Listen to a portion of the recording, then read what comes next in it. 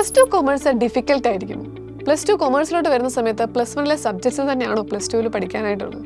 +2 കൊമേഴ്സിലെ text ബുക്കിൽ മാറ്റങ്ങൾ വരുന്നുണ്ടോ? ഇങ്ങനെ ഒരുപാട് സംശയങ്ങളുമായിട്ടാണ് നിങ്ങൾ +2 കൊമേഴ്സിലേക്ക് എത്തുന്നത്.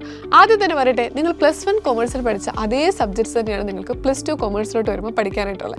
ഓപ്ഷണൽ സബ്ജക്റ്റ് ആയാലും ലാംഗ്വേജ് സബ്ജക്റ്റ് ആയാലും ഇനി കോർ പേപ്പർ ആയാലും സബ്ജക്റ്റിൽ യാതൊരു മാറ്റങ്ങളും വരുന്നില്ല. രണ്ടാമത്തെ കാര്യം, ടെക്സ്റ്റ് ബുക്കിൽ മാറ്റം ഉണ്ടോ എന്നുള്ളതാണ്. ഈ വർഷം എന്തായാലും +2 കൊമേഴ്സിലെ ടെക്സ്റ്റ് ബുക്കിൽ മാറ്റമില്ല. കഴിഞ്ഞ വർഷത്തെ +2കാർ പഠിച്ച അതേ ടെക്സ്റ്റ് തന്നെയാണ് നിങ്ങൾക്ക് പഠിക്കാനായിട്ടുള്ളത്. ഇനി സബ്ജക്ട്സിലോട്ട് നമ്മൾ വരുന്ന സമയത്ത് സിലബസിലോട്ടാണ് നമ്മൾ നോക്കേണ്ടത്. സിലബസിൽ വരുന്ന സമയത്ത് +1നെ സംബന്ധിച്ചിടത്തോളം +2ൽ വരുന്ന സമയത്ത് കുറച്ചുകൂടി കാര്യങ്ങൾ നിങ്ങൾക്ക് പഠിക്കാനായിട്ടുണ്ട്. ബിസിനസ് സ്റ്റഡീസിൻ്റെ കാര്യം പറയുകയാണെങ്കിൽ തന്നെ +1ൽ നിങ്ങൾക്ക് പഠിക്കാനായിട്ടുണ്ടായിരുന്ന ബേസിക് ആയിട്ടുള്ള കുറച്ച് കോൺസെപ്റ്റ്സ് ആണ്. അതായത് ഒരു ബിസിനസ് എങ്ങനെ ചെയ്യാം, ബിസിനസ്സിന് എങ്ങനെ ഫണ്ടുകൾ കണ്ടെത്താനായിട്ട് പറ്റും, അല്ലെങ്കിൽ ഒരു ബിസിനസ് ഏതൊക്കെ രീതിയിലാണ് നമുക്ക് സ്റ്റാർട്ട് ചെയ്യാൻ പറ്റുന്നത്, ഇങ്ങനെയുള്ള കുറച്ച് ബേസിക്സ് ആയിട്ടുള്ള കാര്യങ്ങളാണ് നമ്മൾ പഠിച്ചത്. ഇനി +2 ബിസിനസ് സ്റ്റഡീസിലോട്ട് വരുന്ന സമയത്ത് ഒരു ബിസിനസ്സിൻ്റെ ഇന്റേണൽ മാനേജ്മെന്റിനെ കുറിച്ചാണ് നമുക്ക് പഠിക്കാനായിട്ടുള്ളത്. ഇന്റേണൽ മാനേജ്മെന്റ് എന്ന് പറഞ്ഞു കഴിയുമ്പോൾ ബിസിനസ്സിലെ കുറച്ച് പ്രിൻസിപ്പിൾസ് എങ്ങനെയാണ്, അല്ലെങ്കിൽ ബിസിനസ്സിൽ നമ്മൾ ചെയ്യേണ്ട, അതായത് സ്റ്റാഫിനെ അപ്പോയിന്റ് ചെയ്ത് പ്ലാനിങ് എങ്ങനെ ചെയ്യണം, എങ്ങനെയായിരിക്കണം ബിസിനസ് ഓർഗനൈസ് ചെയ്യേണ്ടത്, ഇങ്ങനെയുള്ള കാര്യങ്ങളാണ് ബിസിനസ് സ്റ്റഡീസിൽ പഠിക്കാനായിട്ടുള്ളത്. ഇനി തിയറി പേപ്പർ തന്നെയാണ് ബിസിനസ് സ്റ്റഡീസ്. നമുക്ക് FM എന്ന് പറയുന്ന ഒരു ചാപ്റ്റർ ഉണ്ട്. അതിൽ കുറച്ചൊരു പ്രോബ്ലംസ് ഉള്ളൂ. പക്ഷേ എന്നാൽ പോലും നിങ്ങൾക്ക് വലിയ ഡിഫിക്കൽറ്റി ഫേസ് ചെയ്യേണ്ട വരത്തില്ല. വളരെ ഈസി ആയിട്ട് നമുക്ക് പഠിക്കാൻ പറ്റുന്ന ഒരു പേപ്പറാണ് ബിസിനസ് സ്റ്റഡീസ്. പക്ഷേ കോൺസെപ്റ്റ് കുറച്ച് കൂടുതൽ പഠിക്കാറുണ്ട് +1നെ സംബന്ധിച്ചിടത്തോളം. അപ്പം ഏറ്റവും ആദ്യം മുതൽ തന്നെ പഠിച്ചു തുടങ്ങുക, അല്ലെങ്കിൽ ഏറ്റവും ആദ്യം തന്നെ നമ്മുടെ കൂടെ തന്നെ പഠിച്ചു തുടങ്ങുക എന്നൊരു കാര്യമാണ് നിങ്ങൾക്ക് ചെയ്യാനുള്ളത്.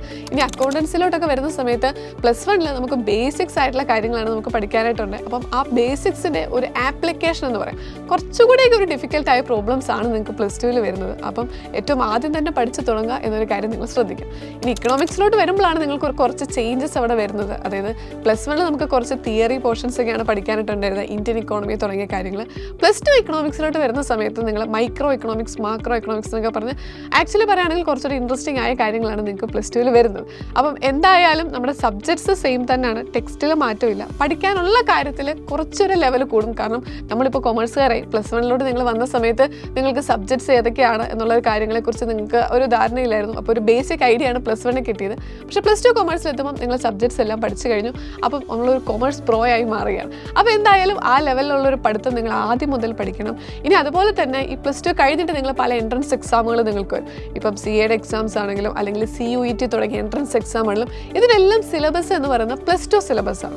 അപ്പോൾ അതുകൊണ്ട് തന്നെ +2 സിലബസ് ഒരു +2ൻ്റെ പബ്ലിക് എക്സാം ഓറിയൻറ്റഡ് ആയിട്ട് മാത്രം പഠിക്കാണ്ട് സിലബസ് നല്ല രീതിയിൽ, അതായത് NCERT ടെക്സ്റ്റ് ഏറ്റവും നല്ല രീതിയിൽ എല്ലാ കോൺസെപ്റ്റുകളും പഠിക്കണം. ചിലപ്പോൾ എക്സാമിന് ചിലപ്പോൾ ചില പോർഷൻസ് ഡിലീറ്റഡ് ആവാം, പക്ഷേ ഇങ്ങനെയുള്ള എൻട്രൻസ് എക്സാമുകളെ സംബന്ധിച്ചിടത്തോളം ഈ പോർഷൻസ് വരും. അപ്പോൾ അതുകൊണ്ട് NCERT ടെക്സ്റ്റ് നല്ല രീതിയിൽ ആദ്യം മുതൽ തന്നെ പഠിക്കുകയാണെങ്കിൽ ഡെഫിനറ്റ്ലി +2 എക്സാം എഴുതി കഴിയുമ്പോൾ തന്നെ ഈ വരുന്ന എൻട്രൻസ് എക്സാമുകൾക്ക് നിങ്ങൾക്ക് വലിയൊരു പ്രാക്ടീസ് അല്ലെങ്കിൽ വലിയൊരു എഫേർട്ട് ഇടാണ്ട് നിങ്ങൾക്ക് പഠിക്കാൻ പറ്റും. അപ്പോൾ സൈലത്തിൻ്റെ UI ബാച്ചിൽ നമ്മൾ അതുകൊണ്ട് തന്നെ NCERT ടെക്സ്റ്റ് ഏറ്റവും നല്ല രീതിയിൽ മാക്സിമം ക്വസ്റ്റ്യൻസ് എല്ലാം ഇൻക്ലൂഡ് ചെയ്ത് അഡ്വാൻസ് ലെവലിലാണ് നമ്മൾ ക്ലാസ്സുകൾ എടുക്കുന്നത്. അപ്പം അതുകൊണ്ട് തന്നെ ഏറ്റവും വേഗത്തിൽ നിങ്ങൾ ബാച്ചിൽ ജോയിൻ ചെയ്യുക, ഏറ്റവും ആദ്യം മുതൽ പഠിച്ചു തുടങ്ങുക. അപ്പോൾ +2 കൊമേഴ്സ് നമുക്ക് ഉഷാറാക്കാം.